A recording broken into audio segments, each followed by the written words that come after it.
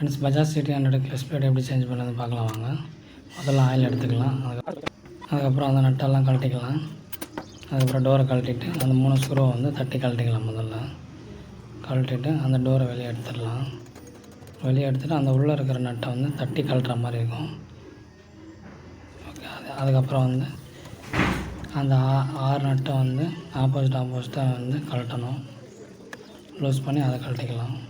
கழட்டிட்டு உள்ள ஸ்ப்ரிங்கெல்லாம் எடுத்துகிட்டு அந்த நட்டை லூஸ் பண்ணி விட்டுடலாம்.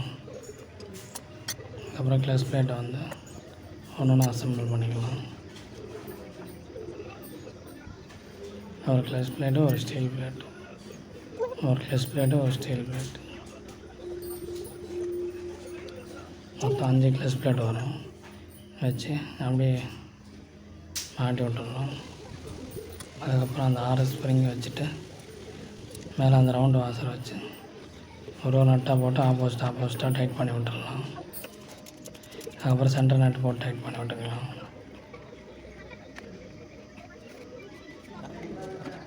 அதுக்கப்புறம் அந்த பிட்டு வச்சு அந்த புள்ளி வச்சு வாசரை வச்சு நட்டு போட்டு டைட் பண்ணிக்கலாம். அதே மாதிரி தட்டி டைட் பண்ணி விட்டுடலாம். அதுக்கப்புறம் அந்த கப்பை வச்சுட்டு அந்த 3 ஸ்க்ரூ ஒரு ஸ்க்ரூவை போட்டு விட்டுடலாம். அதே மாதிரி டைட் பண்ணிடலாம். அதே மாதிரி தட்டி டைட் பண்ணிக்கலாம் 3 ஸ்க்ரூவையும். கொஞ்சம் அடுத்து அந்த வெளியே டோர் போட்டு ஃபிக்ஸ் பண்ணிடலாம். போட்டு ஒரு ஸ்க்ரூவாக போட்டுக்கலாம்.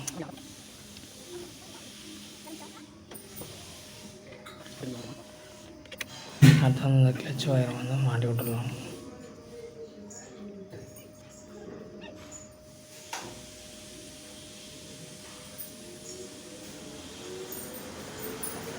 அவ்வளோதாங்க. தேங்க்ஸ் ஃபார் வாட்சிங். Subscribe and support for more useful videos.